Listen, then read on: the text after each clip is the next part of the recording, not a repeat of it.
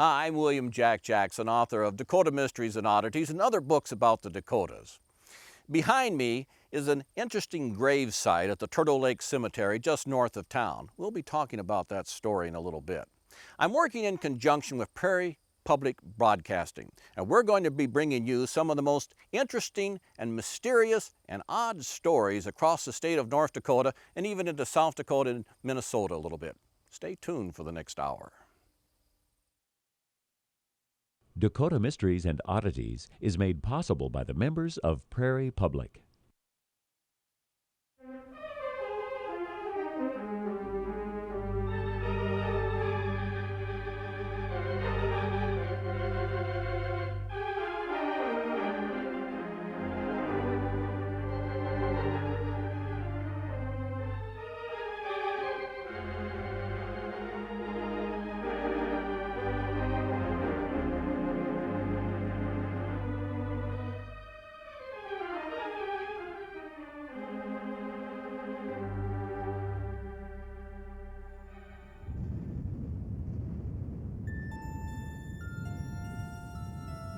It's unexplained, and it's unexplained by people that are 80, 90 years old. A 40-year veteran of the skies, Terry Haggart has sprayed crops in the northwestern part of South Dakota for the last 28 years. Several years ago, he spotted markings on the ground that he couldn't explain. To this day, he still can't. They aren't really crop circles. Fact is, you might call them uncropped circles. I found them all in pasture area, and to my knowledge, it's never been farmed. And I found the first set probably 15 years ago, and that was a set of 13 of them in about an 80-acre area. And throughout the years, I've just accidentally spot one on the ground doing spraying or antelope count or whatever the situation is. The Bison, South Dakota pilot found the markings not only in that area, but also near Highmore, Faith, Isabel, and Buffalo. Other markings are found in Harding, Meade, and Ziebach counties. I've seen one area that had double squares, and that's in 1 square mile, and there's at least 8 of these double squares in that area, and they vary in size quite a bit too. Basically, you can find them from the air, but you can't find them from the ground. So I sent a crew out, and then I told them by radio where to find the circles. So once we got down on the ground, we had a place to go and start measuring them. But they literally drove by it without even knowing that they have driven by it. Basically, there are 2 concentric circles. They vary in size, but one we've measured, the inner circle had a diameter of 165 by 190. And then the next circle on the outside was exactly 30 feet from the inner circle, all the way around. The grooves are roughly 12 inches wide. Haggart stresses the 3 to 6 inch grooves have no sharp edges on either side. The ones in Perkins County are in designated school sections by the federal government. And to my knowledge, those have never been broken up or farmed or homesteaded. I've talked to people that are in their 80s and 90s, and none of them even knew they existed in the first place, let alone what they might be. And I've had taken pictures of them and shown them to people, and nobody's really had a speculation on them outside of a fire guard around a haystack. Since the circles can only be seen from the air, some jump to the conclusion that aliens made them. Haggart hasn't made that leap in logic yet. He's still trying to find a more earthly explanation. Maybe the markings were made by homesteaders or Native Americans. He's just not sure. However, he is sure that some of the explanations just don't make sense. There's Norwegian stories going around that their horse walked a circle pattern, tethered, staked out, walked it in an oval pattern. The square ones, they walked in a square pattern. The square ones were corrals, but for some reason there's no wood or corner posts. I can't give an answer of what did it. I think they were definitely pattern made by something.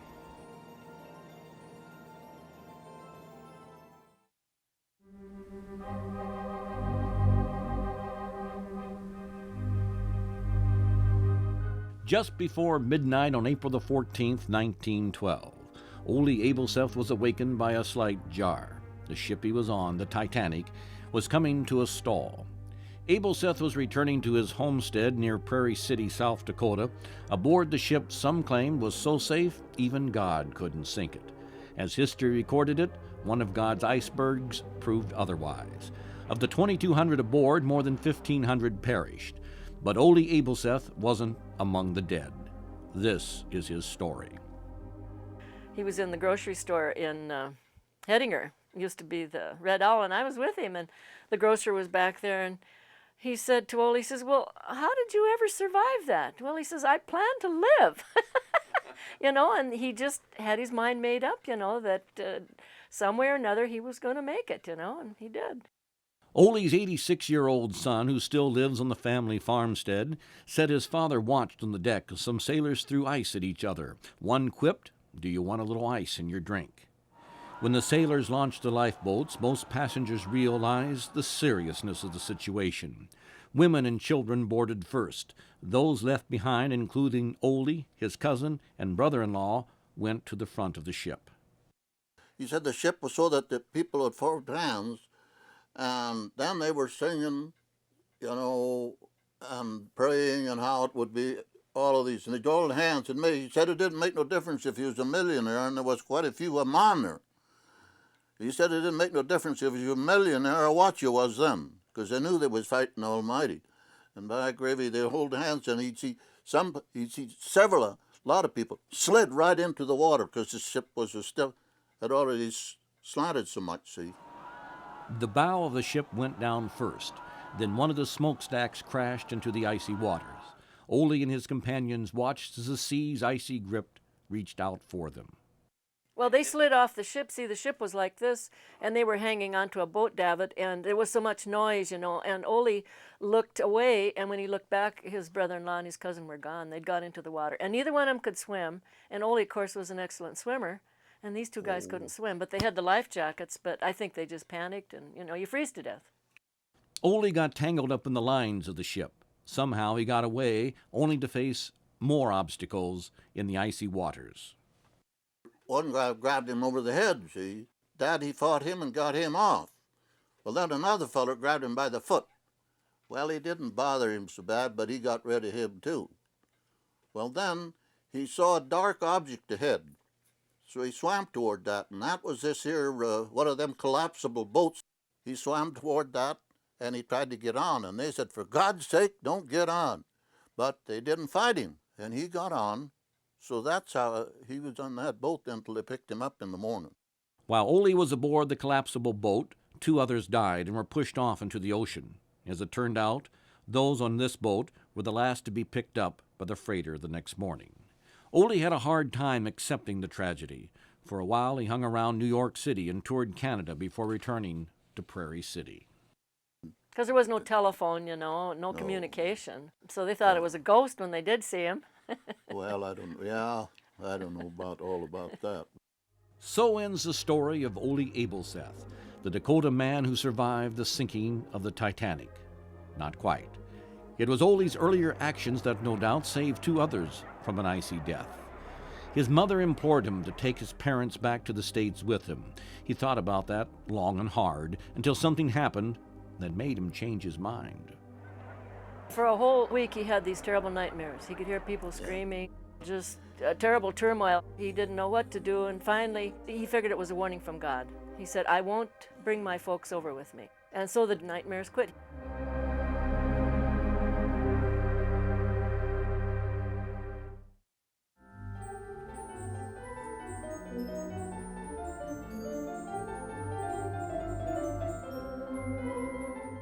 For 30 years, the little town of Hovey, officially called Hovey-Mobile Park City, reigned as the state's smallest incorporated city. 100 people once walked the town's streets. Recently, the population stood at just 2. At every recent city election, Marion Hovey simply voted in her husband Howard as mayor. He then appointed her city auditor.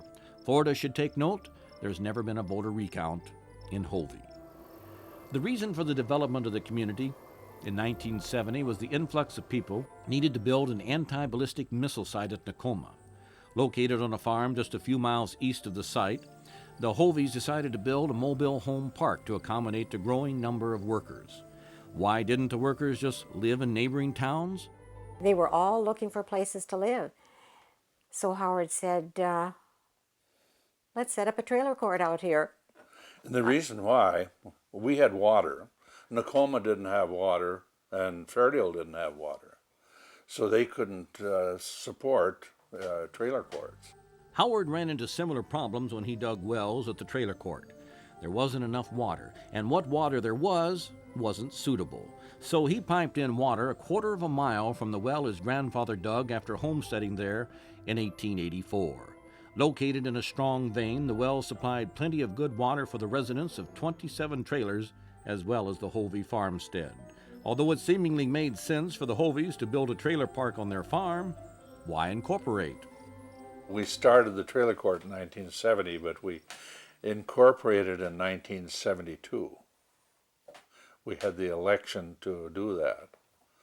And so I got the idea because, well, the people they always come running to me to complain about different things. And Just little things little like, things about dogs are bothering or streets weren't taken care of. And so or I said, maybe well, somebody drove too fast, through the trailer court, and then they'd come and complain about it. but they were real hep about this being on the city. I said, well, you all can vote and get your representation, and we'll settle some of these problems. And they all were excited about it, and so we incorporated. As it turned out, Howard was voted mayor at the first election and ended up re-elected every term.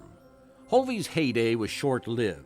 When the anti-ballistic missile site closed in the mid-70s, the residents moved elsewhere to find work, leaving just Howard and Marion behind. Still, the memories grew. Marion remembers a letter from some elementary students in Portland, Oregon, who wanted to know more about such a small town. The letter was simply addressed, any citizen, general delivery, Hovey Mobile Park, North Dakota. Although Hovey never had a post office, the letter still found its way to Howard and Marion's rural mailbox via the Fairdale post office. Then there was a time Marion got a call from a fellow named Philly. A fellow said, "This is Philly calling."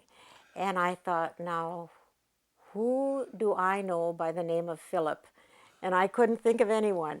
And he said, "No, I'm calling from Philadelphia, and I would like to set up a donut shop in your city."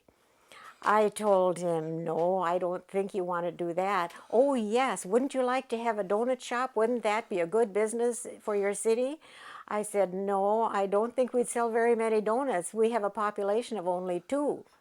But he proceeded to try to sell me this donut shop, and I repeated, "We have a population of only 2. Then he said, "Oh, we must have a bad connection," and he hung up. In the summer of 2002, the Hovies dissolved the state's smallest city. Well, every year when I send in the annual auditor's report, we have talked about dissolving the city. But this year I said, it's going to be more than talk. We're going to take some action. So we went about dissolving. I was about ready to move here, and you guys went and dissolved the whole thing on me. Well, we didn't hear from you. We were going to move our entire family. Would have more than doubled the population. That's right. So ends a good story, but not an era. Just waiting in the wings, the little town of Mazza, 2,000 census just 5, has assumed a spotlight as North Dakota's smallest incorporated city.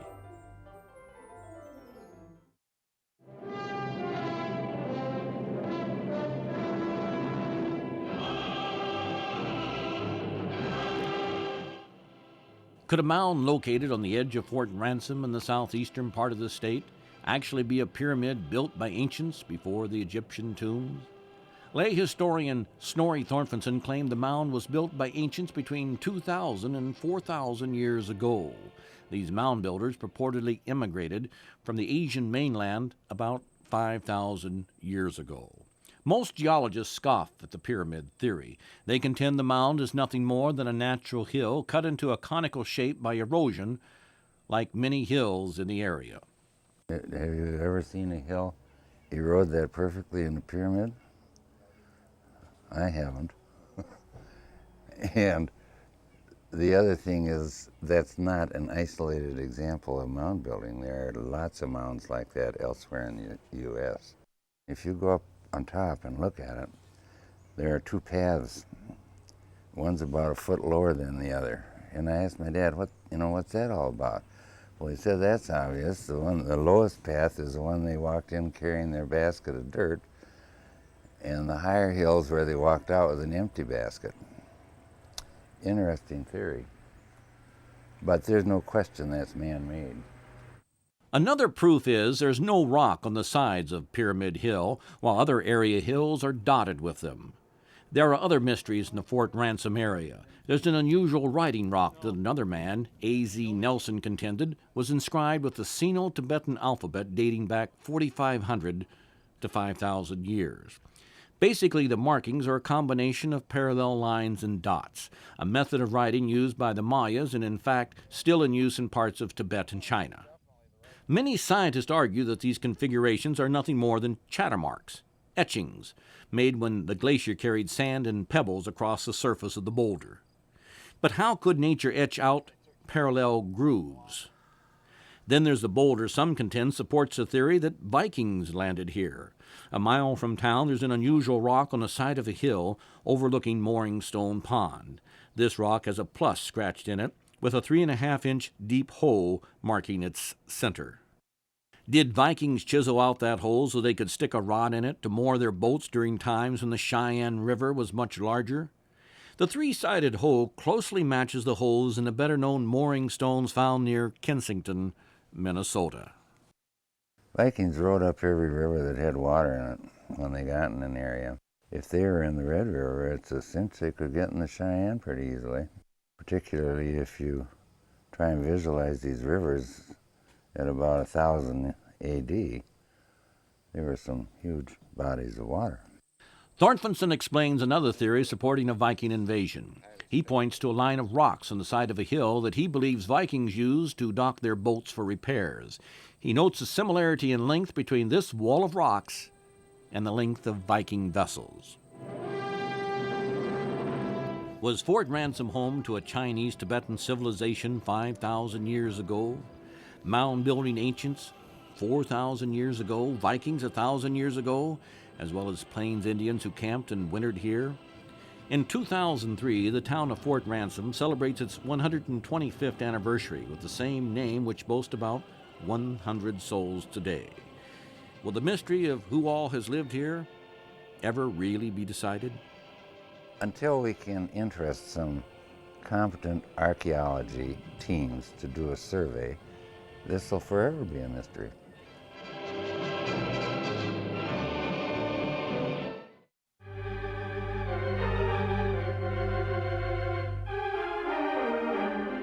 Walk through the doors of the Harvey Public Library and you can find books on just about any subject.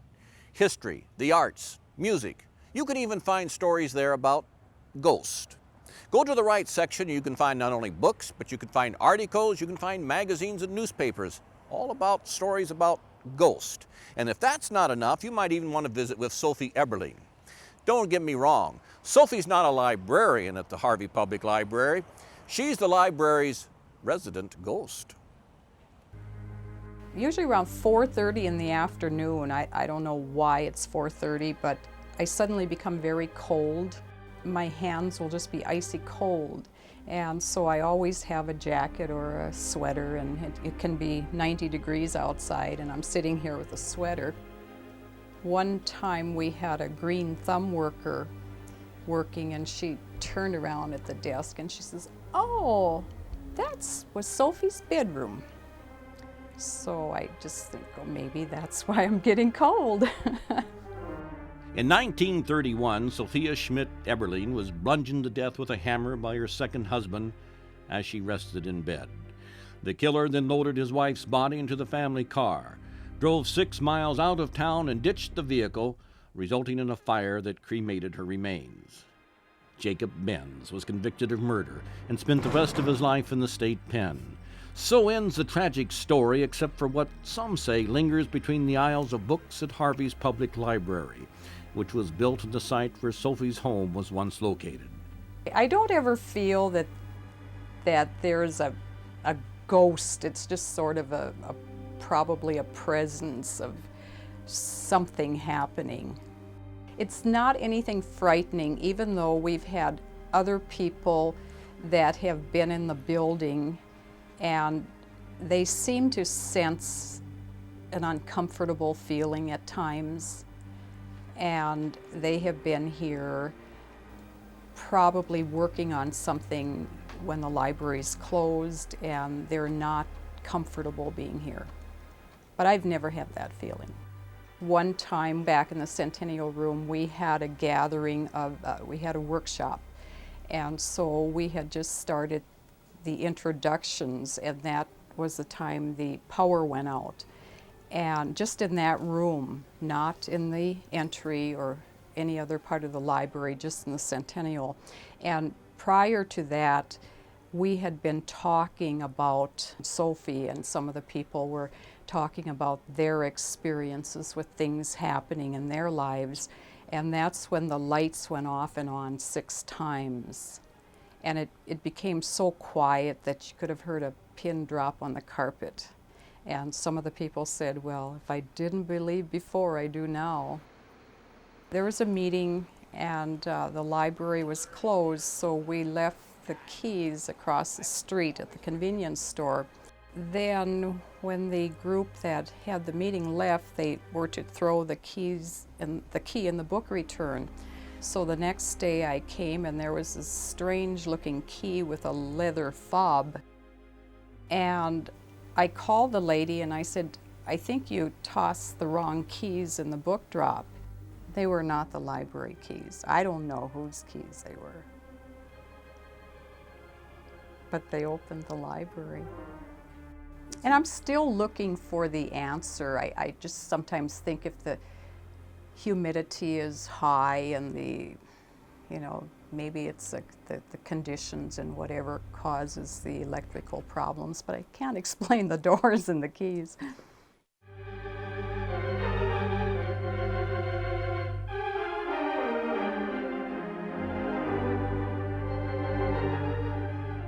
You were here in February, probably. How can you remember that? Because it was such a beautiful day. It was a beautiful day. It was warm. Yes. And you were cold. Yes. That's why I remember. And why was I cold?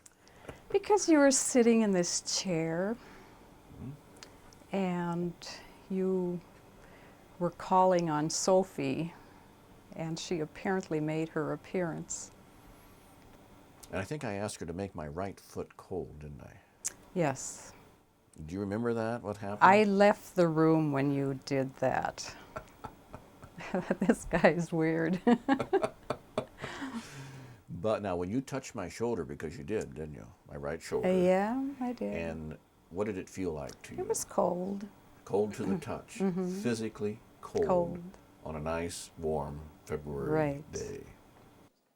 For over a decade now, ever since the new library was dedicated in October of 1990, which, by the way, coincides with the anniversary of Sophie's burial, librarian Marlene Ripplinger has worked with a ghost, or shall we use her word, a presence. Still, she insists she's not really a believer in ghosts. She looks at the whole thing a bit philosophically. Right now, it's sort of it's job security. Nobody wants to work here. But I probably would miss it. It's not anything bad. And if this person is trying to communicate via things happening at the library, and if it makes people remember the tragedy, I understand that. And we accept it. That was a horrible way to go.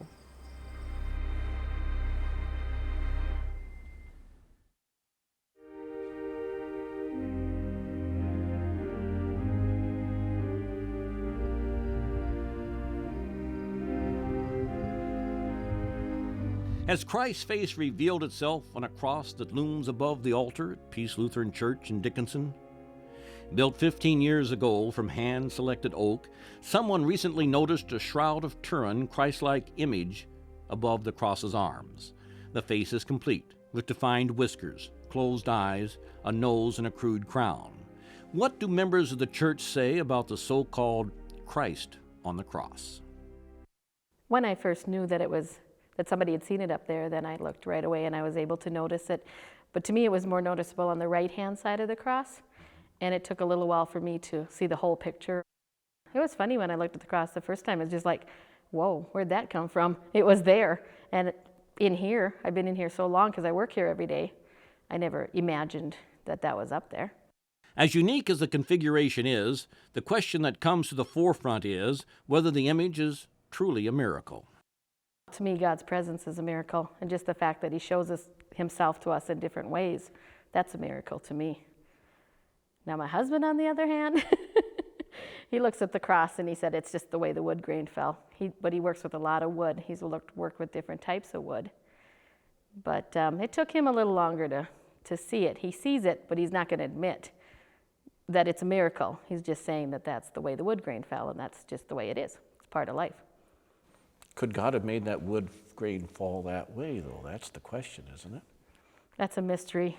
I think we'll have to ask God when we get there. I believe that God is in the creation. This is wood. It's part of the natural world that God is the creator of.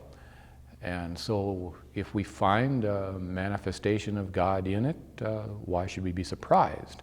Maybe sometimes it's more surprising that we don't see God's face in other ways and other places more often. When told about the image, one scientist quickly dismissed it.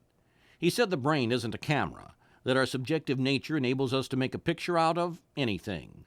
Look at the images we conjure up, he said. Some of us see the face on Mars or the man on the moon. Perhaps then the fact that the image has two closed eyes, a nose, whiskers, and a crude crown that appears on a cross in a church is nothing more than coincidence. Could Christ on the cross be nothing more than a coincidence? Not a miracle at all? It could be. But I think it could be intentional on God's part. And who's to say God doesn't work with coincidences, what we call coincidence? That may be an act of God too. Maybe what we call coincidence, maybe God calls miracle. Miracle or not, the finding of Christ on the cross about a year ago has had its impact on the congregation. It's kind of fun watching other people's faces and looking around and seeing what their reactions are to different things. And I've seen them drift up, and I've seen them drop their head real fast and laugh and look around, hope nobody's looking. But I've also seen them look up, and I've seen them be very serious and maybe deep in thought. I don't know what's in their minds, but there must be something there that's connecting. Well, I'm not sure how long it took before I saw it, but I did finally see it. I guess I've wondered about that, why it sometimes takes a while for a person to see it and why some don't see it at all. And maybe we see it when we need to see it. There are times when it's more obvious to me than others. When I see it, it means different things to me. I think what it means to me most of all is when you consider the history of this congregation and everything it's been through in not quite 20 years and all the times that they've struggled and feared that they'd have to close the doors. In a sense, it's a miracle that the congregation is still here. And the face on the cross might be a way of assuring us that God is with us in spite of our struggles. And God is with us in spite of what we try to do to be doing things right and what we do just to struggle and muddle through and forgive one another. And maybe that's what it means most of all.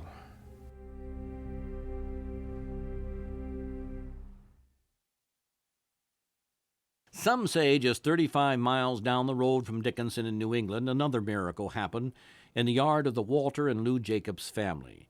Using petrified wood gathered while farming and hunting, the Jacobs built a grotto in their backyard. Walter said they built the structure in tribute to the large grotto once located in the yard at St. Mary's School. It was a sad day, he said, when that grotto was dismantled. Some of the petrified wood used to build the Jacobs Grotto in 1998 was gathered years ago by Lou's mother, Luella Maxner, off her farm northeast of Buffalo Springs. Other pieces came from Walter's family farm located 10 miles south of Amadon. Still more came from fields where Walter hunted over the years. That Christmas season, the Jacobs took photos of their grotto during the snowfall. What they captured on film will amaze you. There was a kind of a special snowfall, one of those nights where the flakes were coming down, and they were large flakes. And I guess we had the lamp out in the yard and showing the grotto, and it was just a particularly beautiful thing. I guess we just took one picture, then I moved the zoom and took the second picture, and the second picture is the one that depicts the bells. So the first picture you took, what shows on that picture, other than, of course, the grotto's in the background, but what's in the foreground? Well, in the picture, it just depicts large snowflakes and small snowflakes. Round balls. Just look like cotton balls on. Like moisture. Yeah. And then you zoomed in, and then what did you end up with? Well, what we ended up with every snowflake, whether large or small, was a perfect bell. So what if you take a magnifying glass and you look at each of these little ones? Do they still show up to be bells? Well, we've done that, and the smallest are bells. And she calls it her miracle of the bells. So. Because St. Mary's, their school song was Bells of St. Mary's. So it all ties together. And I guess I said, I've suggested let's send this off to a photographing agency and they could probably come up with the technical. No, she says, leave it the way it is. In other words, it's perfect for you, isn't it? For us, we like it that way.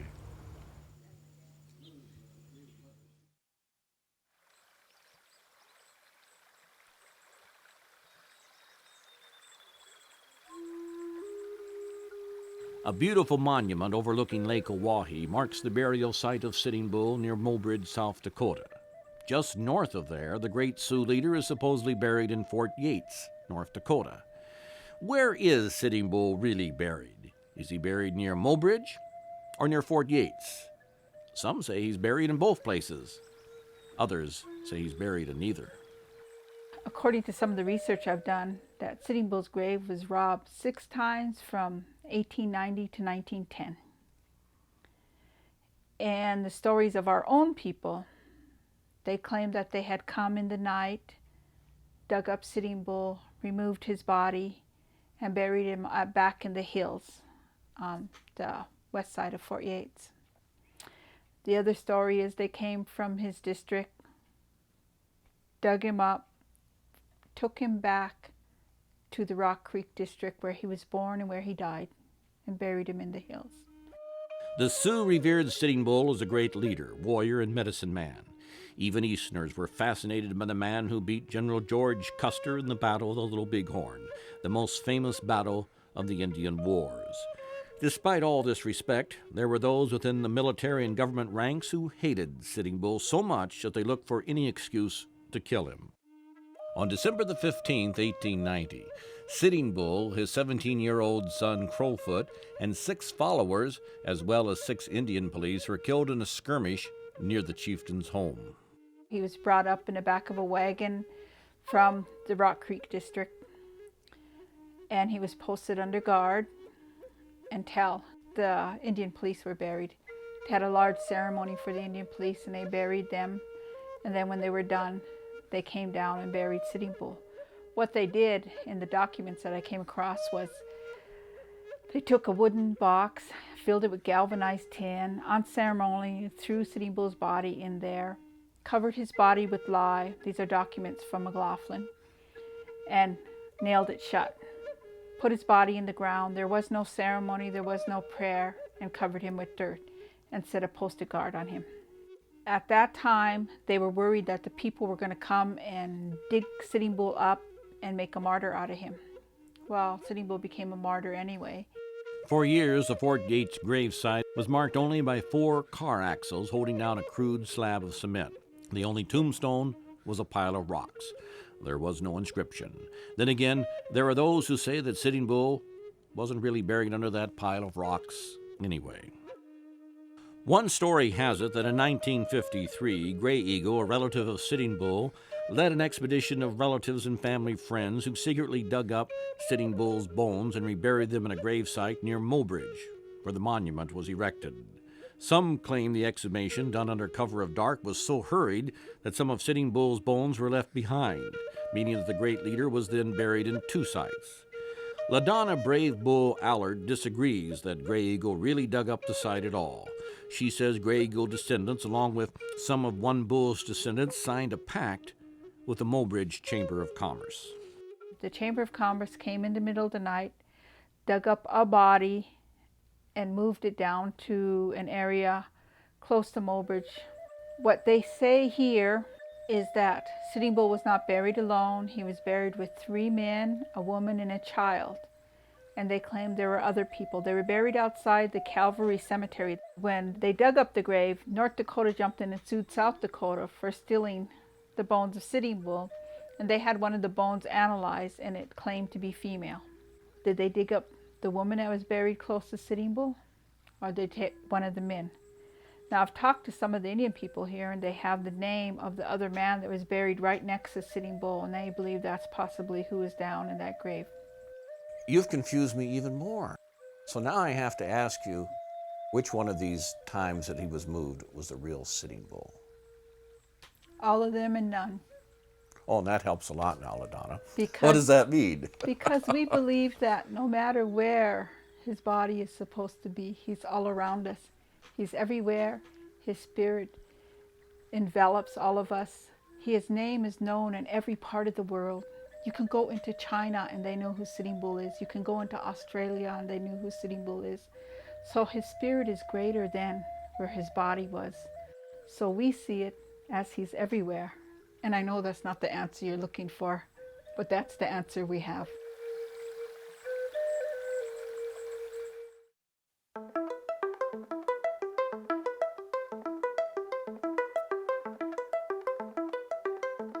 The first fight in recorded history between a UFO and a fighter aircraft happened over Fargo-Moorhead skies in 1948. The pilot was George Gorman, and he was flying his P-51 Mustang fighter. An interesting story. The fighter and what appeared to be an 8-inch object, white, bright light, got on a collision course. And just before they collided, the UFO revved up and fled off into the distance. Gorman wasn't able to keep up. Quite a story, isn't it? But before you decide whether it's a true story or not, I want you to listen to this story that also happened in the Red River Valley 31 years later.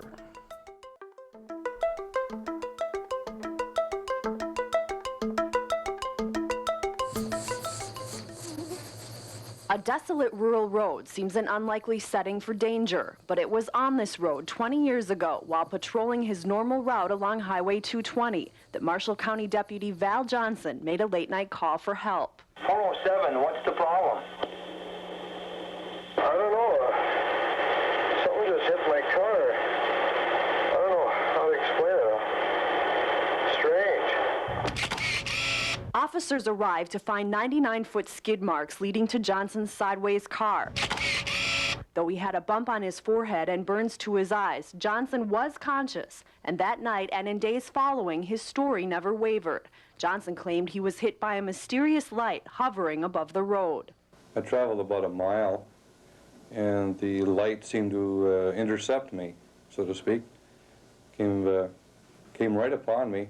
It was painful. The light was extremely brilliant and painful. I closed my eyes and I heard the sound of breaking glass, and that's the last I remember. 20 years later, that's still all Val Johnson remembers. Now retired and living on a farm in eastern Wisconsin, he seldom thinks about that strange experience, and even now, he can't explain it. Time stopped, apparently, and there's about an hour of my life that I really can't quite put my finger on. The only clues to that hour are the damages to Johnson's squad car, the badly smashed driver's side windshield, a broken headlight, a small puncture in one of the beacon lights on the roof, and the spring-loaded steel antennas, one bent at 90 degrees, the other at 60. But perhaps most puzzling is that both Johnson's wristwatch and the clock in his patrol car stopped for 14 minutes. That something hit Val Johnson's car is apparent. What it was is not. Ethel Thorlasius, curator of Settlers Square Museum in Warren, where the damaged patrol car is now kept, says thousands have come to see the vehicle. Lots of them, she says, have an explanation for what happened on that deserted road in the wee hours of August the 27th, 1979. There are those that, figured that it was a flying saucer. And there are those that think that it was drug-running airplanes that hit them taking off on the highway and so on, because they said there were drugs being run at that time. There are those that talk about ball lightning. In fact, some of the law enforcement that I've talked to that were there, that's where they were leaning. Or there was one fellow anyway that thought that it must be a meteorite. Retired Sheriff Dennis Brecky and current Sheriff Herb Morstad shed some light on Deputy Val Johnson's encounter with whatever it was. He remembers coming up on County Road 5 going west. He turned north on State Highway south on State Highway 220, and about that time he seen these real bright lights down there, and he thought maybe it was a drug dealer, something, an airplane landing on the road. Is kind of a real desolate area, not much around there. And so he thought he'd start heading down that way, so he was going to hurry up and speed down that way, and he started out, and he said he remembered, this is afterward, he's telling me this, he remembered that he seen these bright lights, and all of a sudden they were upon him. And that's the last he remembers. He remembers hitting the brakes, and he could hear the squeal of the brakes, and the next thing he was coming to. The fact that his wristwatch, and the clock in the car both stopped at the same precise time. And as far as I know, it's never worked after that. But the strangest thing about that was, in this part of the country, you don't have to drive too far, and you look at your antenna, and there's going to be bugs stuck to that antenna. And they're kind of fragile, so you could rub them off very easily. Especially if you would grab them with, say, a plier and bend them, or with your hands, you would have to disturb those bugs. They weren't disturbed. There was bugs all the way down the antenna on both of them. The examining doctor treated Val Johnson for welder-like burns, keeping his eyes bandaged for 2 days. The rest of the evidence is just as impressive. Sheriff Brecky sent the broken windshield to Ford Motor Company.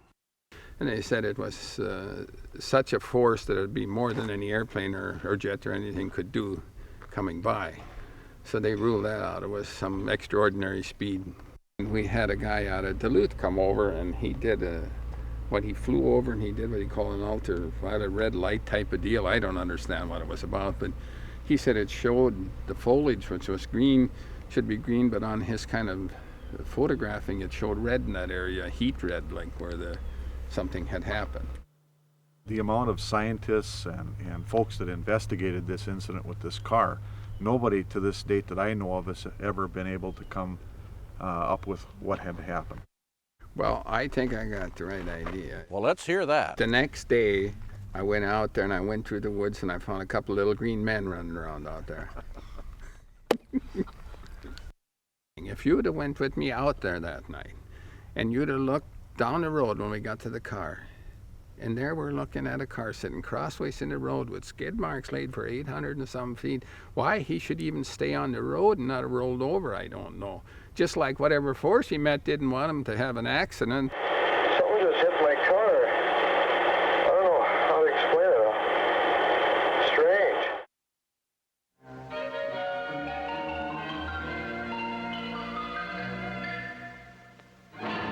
An estimated 30,000 people trekked to McCluskey from 1918 to 1924. They didn't come to see the town hyped as the center of North Dakota, rather to see Anton Ness, a man some regarded as a miracle healer. Ness was born in Clarksville, Minnesota in 1880. While growing up, he felt touched by a power that let him see the future in visions. This early spiritual awakening led to studies at a seminary. However, in 1915, he moved his family to the Mercer area, where he took up farming. His visions continued. Many scoffed at such foolishness. Then a neighboring farmer who had suffered with the kidney problems for over 40 years stopped at the Ness home after his doctor told him the time had come to straighten out his affairs. Instead, the farmer put his faith in the man down the road who saw into the future. Ness put his hands on the man's stomach. He felt pain in his own body. After 6 treatments, the man was healed. 4 years later, the farmer was reportedly still well. News spread, and the Ness farm was never the same. When he would get up in the morning, he would find people waiting in line with buggies and camping out on the ground. And then he would give them numbers as they came so that they would know who would be first. And the people came by the busloads. And of course, it was very good for McCluskey, the town of McCluskey, because they had so many people coming, and it was good for the merchants. In 1922, Ness explained his technique. I can feel in my own body the causes. I feel every ache and pain that the patient has. I may not feel all the ramifications, but I can always correctly tell the source of the trouble. With that fixed, the ramifications naturally cease. The patient must have faith. Nothing can be done without that. He must want to help himself. Then, when we give our treatments, the process is to do differently each time as we are given the vision. At times, there is not even the laying on of a hand. Usually, however, there is, and the pains of the patient come into my body. I see and feel all very vividly. From above, I am directed what to say and what to do. Usually, it is the reading of portions of the Bible. It is wonderful how it works. It is God's work only. Aunt Ness was sick when Mother got there, and he healed her, but he wasn't feeling good because he had healed someone that was very, very sick just before that. And he took the pain from the people that came there. He could feel what was wrong with them, and the Lord would help him to touch those people and receive the pain that they had and the sickness they had. A fight developed between the towns of Mandan and McCluskey. Mandan wanted the noted faith healer to move to their bigger town. McCluskey wanted him to stay put. It took a year, but Mandan won out in 1924, and Ness set up a new office where he practiced until he died 16 years later. Darlene Vandervorst of Mandan recalls how her father, as a young boy, was healed by Aunt Ness. And my dad, when he was 12 years old, was told that he would not live to grow up. He had a heart condition. So Grandpa and Grandma, who lived in Glendive, Montana, said, we're going to find out something about this. That they put my dad on the train in Glendive. He rode the train all alone to Mandan. When he got to Mandan, he got off the train, found Antone Ness. Antone Ness laid hands on my dad and prayed for him. Just a little boy, all alone. He got back on the train, went back to Glendive. He was never bothered with a heart condition again. It was awesome. To the day he died from something totally unrelated to heart. He didn't have a murmur. He didn't have any problems whatsoever. Even in the end, mystery surrounded Antone Ness. On his deathbed, he awoke about every hour from his deep sleep and asked if it was 5 o'clock yet. When told it wasn't, he dozed off again. Then he died at 5 o'clock.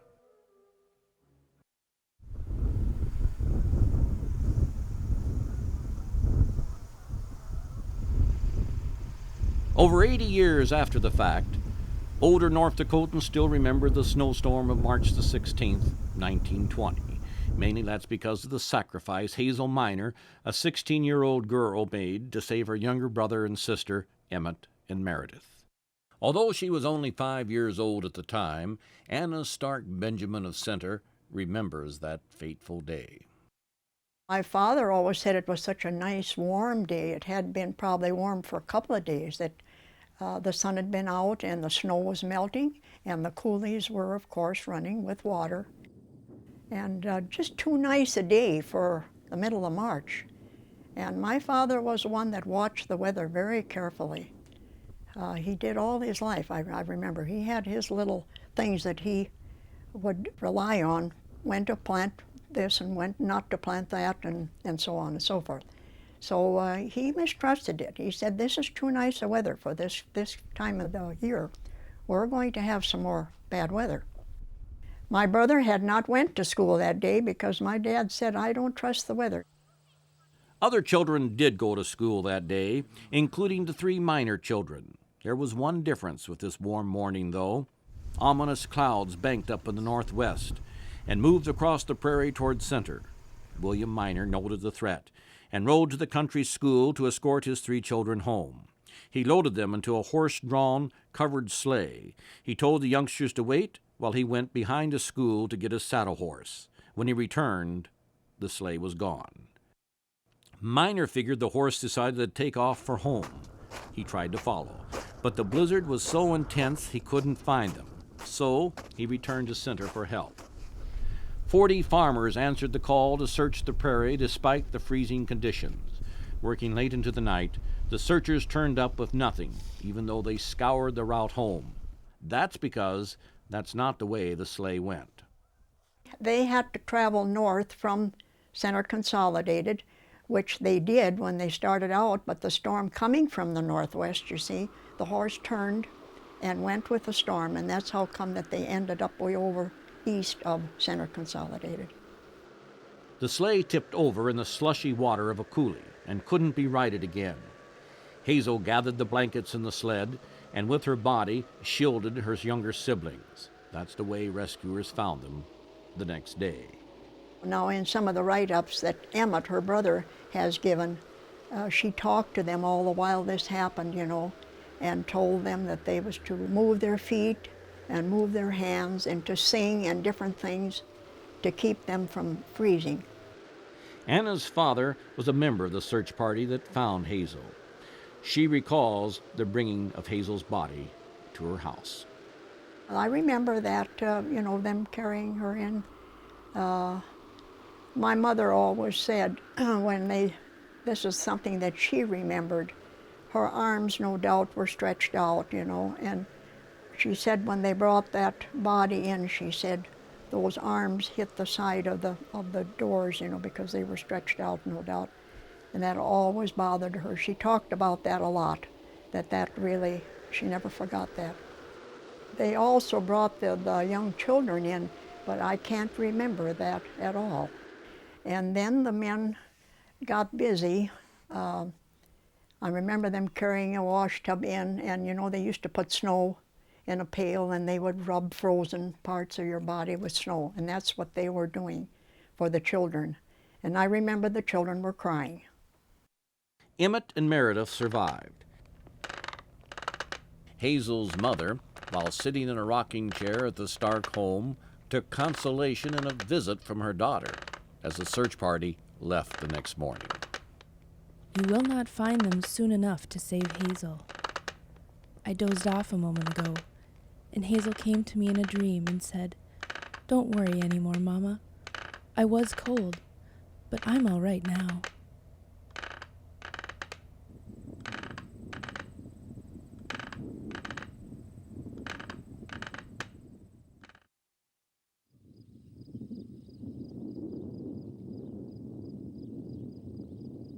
We're standing out here north of Turtle Lake at the Turtle Lake Cemetery.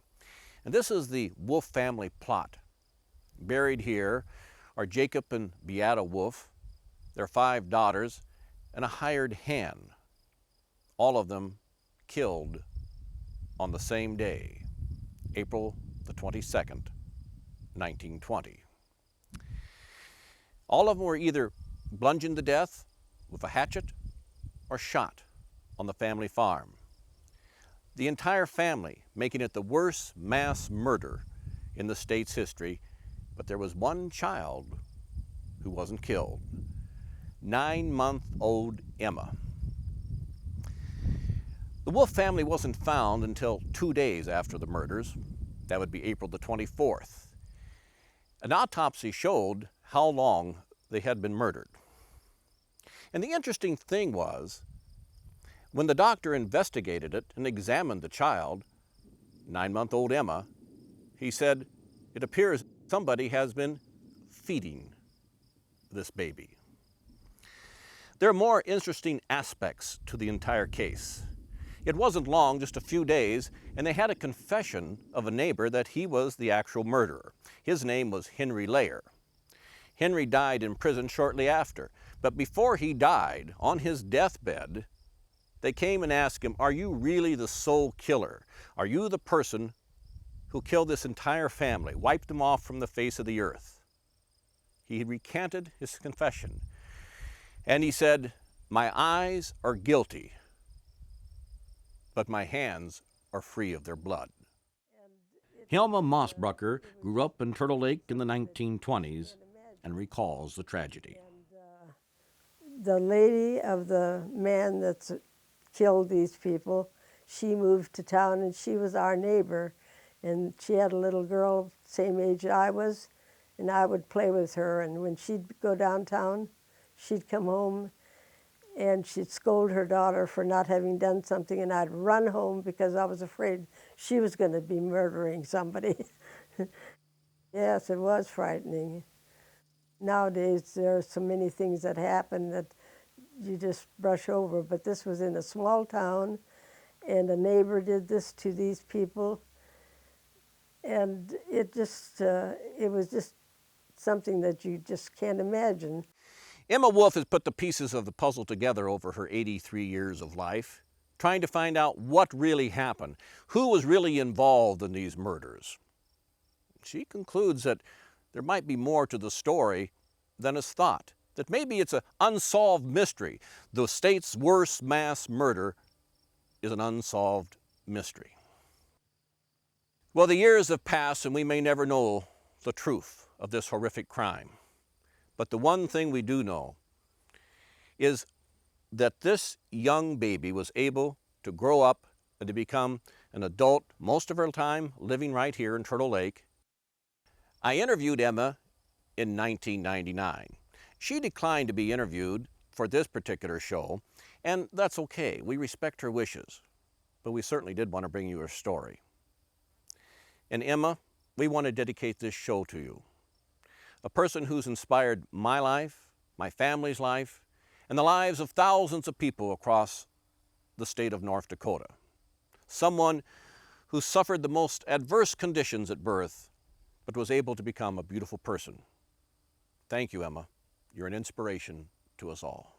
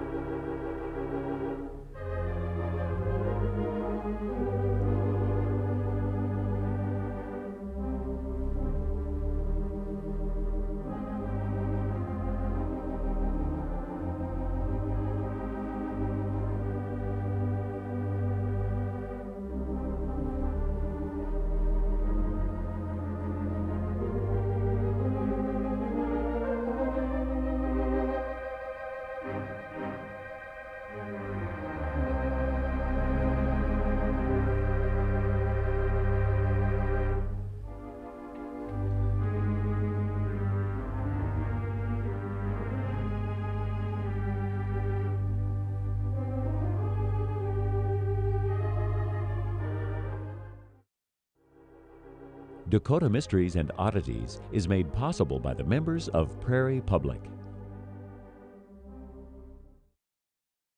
To order more copies of the tape, Dakota Mysteries and Oddities, call Prairie Public at 1-800-359-6900 or visit our website at www.prairiepublic.org.